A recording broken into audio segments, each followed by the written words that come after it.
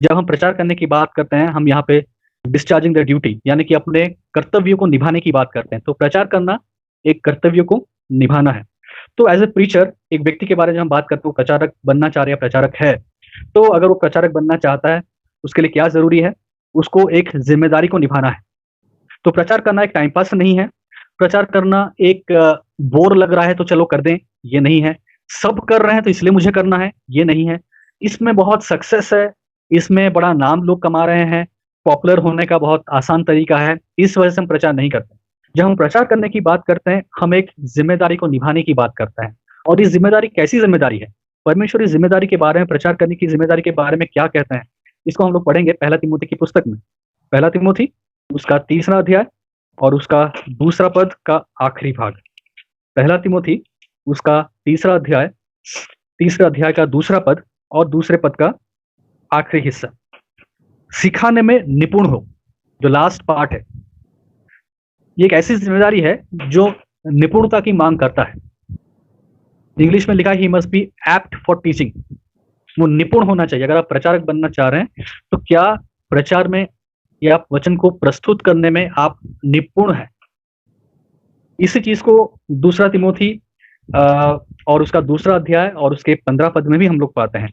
2 तिमोथी उसका 2रा अध्याय, 2 तिमोथी उसका 2रा अध्याय और उसका 24वां पद। ठीक है? तो 2 तिमोथी 2रा अध्याय उसका 24 पद और वहाँ पे भी आखिरी भाग में हम इसी चीज़ को पाते हैं। प्रभु के दास को झगड़ेलू नहीं होना चाहिए, पर वो सबके साथ कोमल और शिक्षा में निपुण और सहनशील हो। 2 बार पहली पत्री में भी ये कहा जा रहा है शिक्षा में निपुण। दूसरी पत्री में भी जब पौलुस तीमुथियुस को लिख रहे हैं, वो कह रहे हैं कि एक अगुवे को या फिर एक व्यक्ति को जो प्रचार करना चाहता है, उसके अंदर क्या गुण होना चाहिए? वो शिक्षा में निपुण होना चाहिए।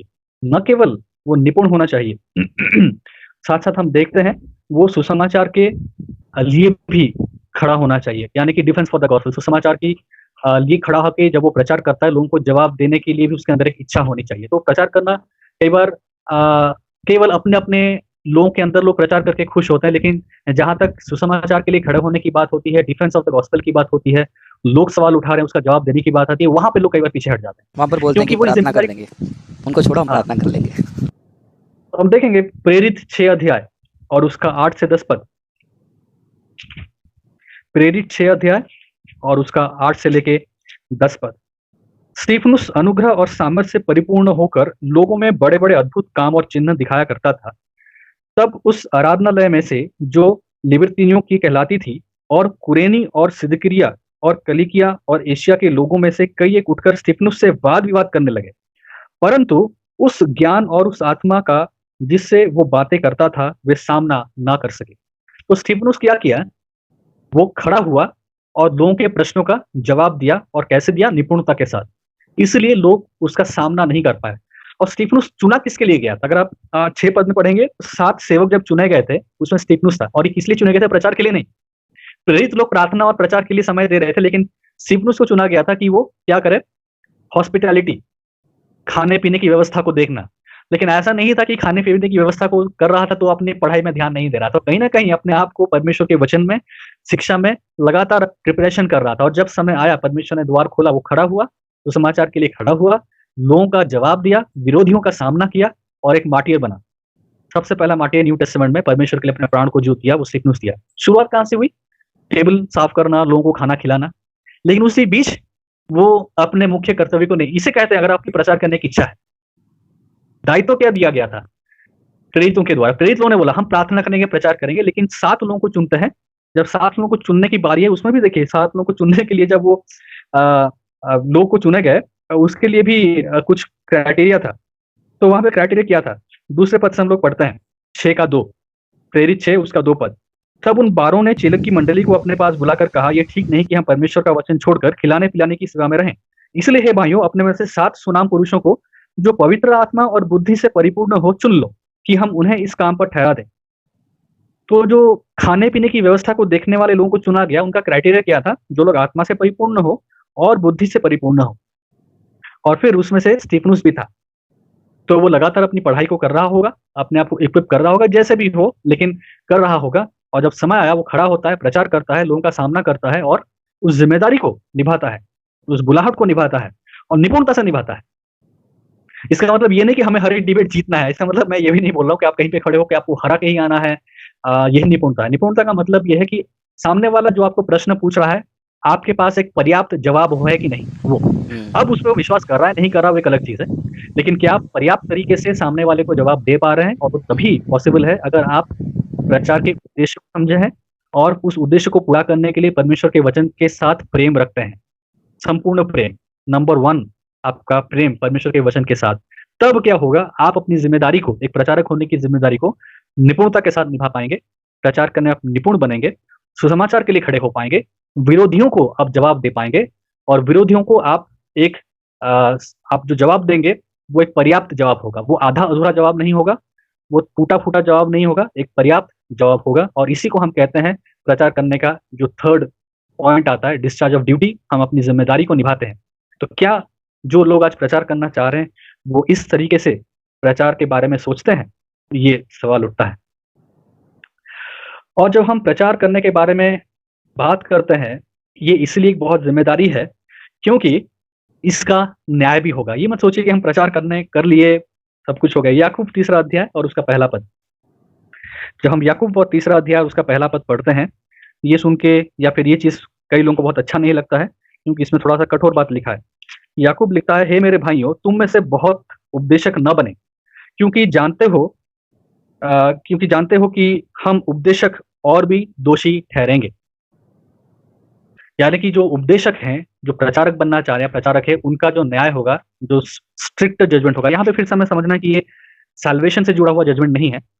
जैसा कल हम लोग देख रहे थे, ये सैल्विफिक कॉन्टेक्स्ट में नहीं कि आपका उद्धार रूपी न्याय हो रहा है, लेकिन जिस कार्य के लिए आपको बुलाया गया या फिर जिस कार्य को प्रभु के लिए कर रहे हैं, उसको कितनी ज़िम्मेदारी के साथ कर रहे हैं, कितनी निपुणता के साथ कर रहे हैं और न केवल आप निपुणता के साथ कर रहे हैं, क्या उसके साथ आपका जीवन शैली भी मैच करता है? ये नहीं कि आपका जीवन कुछ, आपका प्रचार कुछ। आप प्रचार तो बड़ा अच्छा-अच्छा कर रहे हैं, लेकिन आपका व्यक्तिगत जीवन एकदम विपरीत है। तो उस कॉन्टेक्स्ट में हमें समझना है कि जो लोग उपदेशक बनना चाहते हैं, उन वो और भी दोषी ठहरेंगे, उनका और भी स्ट्रिक्टली जजमेंट होगा, क्योंकि वो लोगों को उपदेश दे रहे हैं। तो जो तीसरा पॉइंट है, बहुत ज़रूरी है कि हम अपने ज़िम्मेदारी को निभाते हैं और ज़िम्मेदारी को हम लोग निपुणता से निभाते हैं और जब ज़िम्मेदारी को निपुणता से निभाते हैं, हम ये ना भूलें कि हमारा न्याय भी बहुत तगड़ा होगा। जो लोग शिक्षक बनना चाहते हैं, उपदेशक बनना चाहते हैं, प्रचार कर रहे हैं और जब हम प्रचार कर रहे हैं, हमें याद रखना है कि हमारी और आपके जीवन का एक ही लक्ष्य होना चाहिए। एक प्रचारक का, एक उपदेशक का, जो व्यक्ति प्रीचिंग करना चाह रहा है, टीचिंग करना चाह रहा है, एक चीज़ को लेके उसको आगे बढ़ना है। उसको ये याद रखना है कि वो परमेश्वर की संपूर्ण व्यवस्था का प्रचार करता है। जैसा कि प्रेरित 20 अध्याय और 27 पद में लिखा है, पौलुस कहता है कि मैं दिन और रात आँसुओं के साथ परमेश्वर की संपूर्ण व्यवस्था का प्रचार तुम लोगों के बीच में किया। जब इफिसियों की मंडली के बीच में वो खड़ा होता है और जब इफिसियों की मंडली के लोग आते हैं, वहाँ के जो प्राचीन हैं, वो लोग आते हैं और आके वो लोग एक साथ जमा होते हैं, क्योंकि वहाँ से पौलुस रवाना होने वाला था। तो पौलुस अपनी आखिरी स्पीच या फिर फेयरवेल स्पीच उनको देता है और जब देता है तो एक्ट्स 20 प्रेरित 20 और उसका 27 पद में वो क्या कहता है, क्योंकि मैं परमेश्वर के सारे अभिप्राय को तुम्हें पूरी रीति से बताने से न झिझका। और अगर आप इस 20 अध्याय में पूरा पढ़ेंगे, आप पाएँगे कि पौलुस कहता है कि मैं दिन और रात आँसुओं के साथ तुम्हारे बीच में मैंने प्रचार किया। आँसुओं बहा-बहा के, घर-घर जाके तुम लोगों को मैंने परमेश्वर के संपूर्ण अभिप्राय को समझाया। तो देख रहे हैं पौल का डिस्चार्ज ऑफ ड्यूटी क्या है, अपनी ज़िम्मेदारी को कैसे निभा रहा है। संपूर्ण अभिप्राय को आँसू बहा-बहा के हर एक व्यक्ति के साथ घर-घर जाके 3 साल तक उसने किया। क्या ये सीरियसनेस है अगर हम प्रचारक बनना चाहते हैं? तभी तो निपुणता से प्रचार करना बहुत ज़रूरी है। परमेश्वर के संपूर्ण अभिप्राय को प्रचार करना ज़रूरी है। न केवल परमेश्वर के संपूर्ण अभिप्राय को प्रचार करना ज़रूरी है, समय और बेसमय तैयार होना भी ज़रूरी है।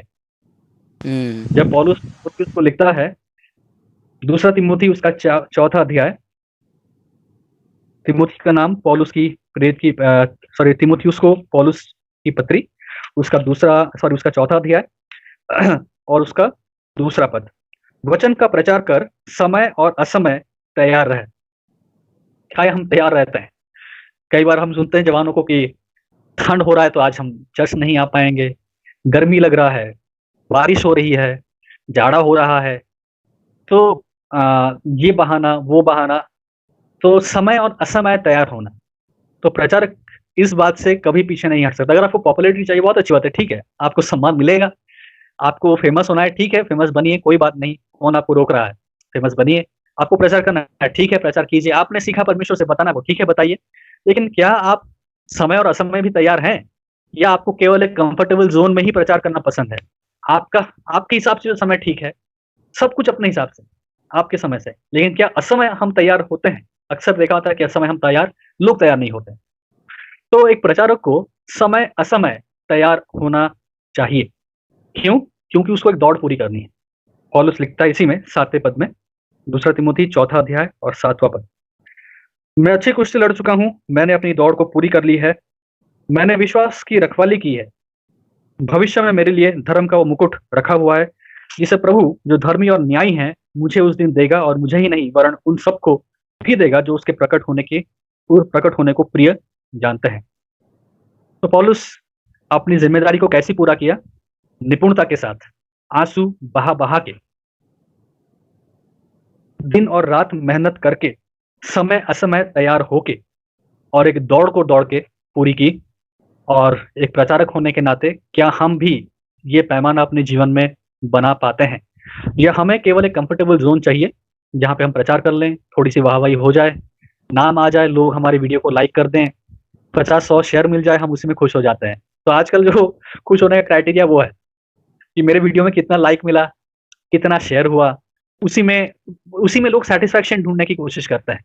और बहुत दुःख की बात है कि प्रचार को सीमित कर दिया गया है, प्रचार करने की ज़िम्मेदारी को लोगों ने सीमित कर दिया है। ना तो इसमें कोई दर्द है, ना इस ज़िम्मेदारी में कोई निपुणता है, ना इस ज़िम्मेदारी में समय और बेसमय तैयार होने की एक भूख और प्यास है, और ना उस विश्वास की दौड़ में दौड़ने की एक प्रयास है। सब कुछ एक दिखावा है, सब कुछ अपने स्वार्थ से जोड़ के लोगों ने रख दिया है। तो हमें सोच